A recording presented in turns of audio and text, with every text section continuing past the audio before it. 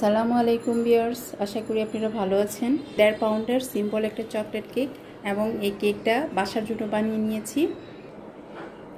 1 cup ময়দা,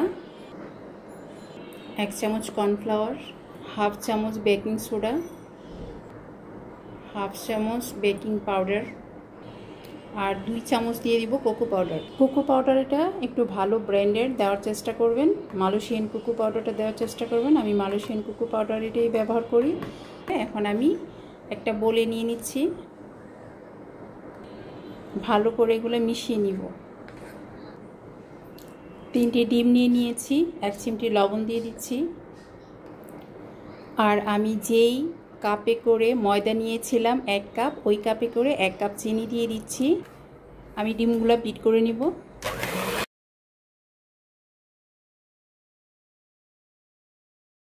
এখন আমি ছড়িয়ে যাওয়া চিনিগুলো মাঝখানে এনে দিচ্ছি। চিনির পাউডারটা দিলে উপকার বেশি হয় কি, তাড়াতাড়ি বিট করা যায়। আবার বিট করে নিচ্ছি। দিয়ে দিচ্ছি চকলেট ইমালশন। আমার মিশানোটা হয়ে গেছে, আমি এখন বিট করা বন্ধ করে দিচ্ছি। এখন এই উপকরণগুলো ফর্মের সাথে মিশিয়ে নিব আস্তে আস্তে, অল্প অল্প করে। এটা খুব তাড়াহুড়ো করে মিশিয়ে নেয়, কিন্তু এটা করা যাবে না। এটা করলে কি হয়, কেকটার ফর্মটা নষ্ট হয়ে যায়, তখন কেকটা বসে যায়, কেকটা শক্ত হয়ে যায়, ভালো হয় না। এখন বাকিগুলো দিয়ে দিব।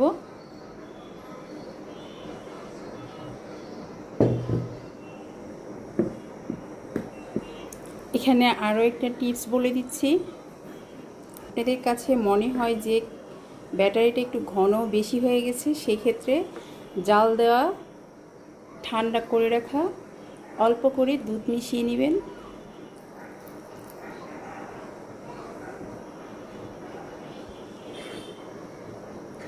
দুধটা মিশিয়ে নিলে আরও স্বাদ বেড়ে যাবে। আপনারা দেখতেই পারছেন আমি অল্প পরিমাণে দুধ মিশিয়ে নিয়েছি, তবে বেশি দেওয়া যাবে না। এখানে যতটুকু দরকার ততটুকুই দিতে হবে। দেওয়ার পরে মিশিয়ে নেওয়ার পরে এই যে আপনার ব্যাটারিটা খুব সুন্দর হয়েছে। এখন আমি এটা চুলায় বসিয়ে দিব। আমি সব কেক চুলায় বানিয়ে নেই। এদিকে আমি আগে থেকে মোল্ড রেডি করে নিয়েছি, ব্যাটারটা মোল্ডে ঢেলে দিব। এখন আমি ট্যাপ করে নিচ্ছি।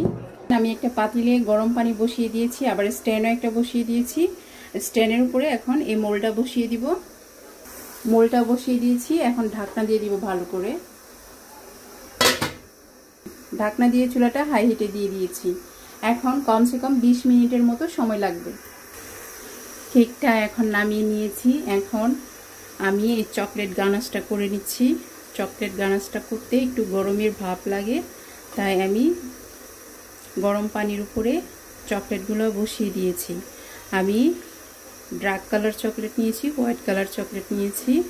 আপনারা দেখতেই পাচ্ছেন এটা এভাবে ভাপে ভাপে গলে যাবে, তবে আমাকে নেড়ে দিতে হবে। আমার চকলেট গানাশটা একেবারে রেডি হয়ে গেছে। এতটুকু ক্রিম নিয়ে নিয়েছি। এদিকে আমার ক্রিমটা অনেকটাই ফোমি হয়ে গেছে। আর আমি যে গানাশটা তৈরি করেছিলাম, এখান থেকে অর্ধেকটা গানাশ আমি ক্রিমের মধ্যে দিয়ে দিব।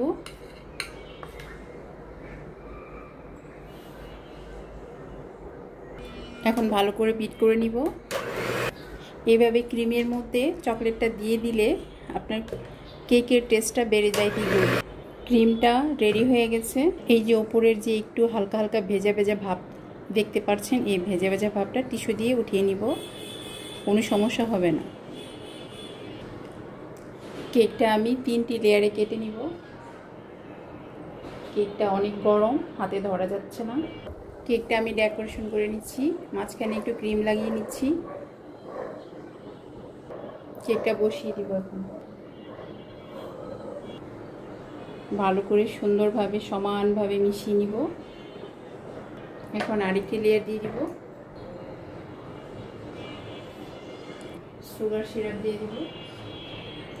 প্রতিটি লেয়ারের মধ্যেই সুগার সিরাপ দিতে হবে।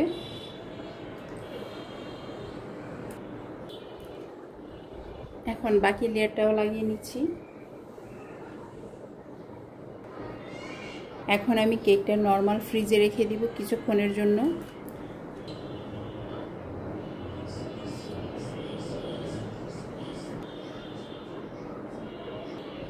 এইভাবে আমি কেকের ফিনিশিংটা দিয়ে নিচ্ছি। উপরের ফিনিশিংটা দেওয়া হয়ে গেছে, এবার সাইডেরটা। এখন আমি চকলেট গানাশটা উপরে দিয়ে দিব।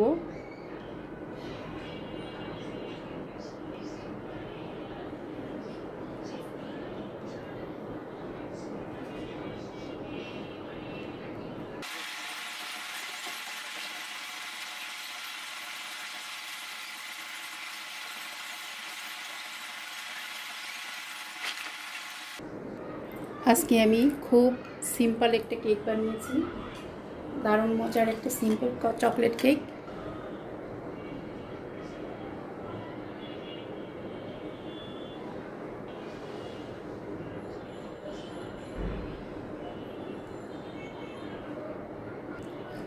দেখে নিলেন তো আমার এই সিম্পল কেকটা তৈরি হয়ে গেছে। তাহলে আজ এই পর্যন্তই, আবার দেখা হবে অন্য কোনো একটা ভিডিওতে। আল্লাহ হাফেজ।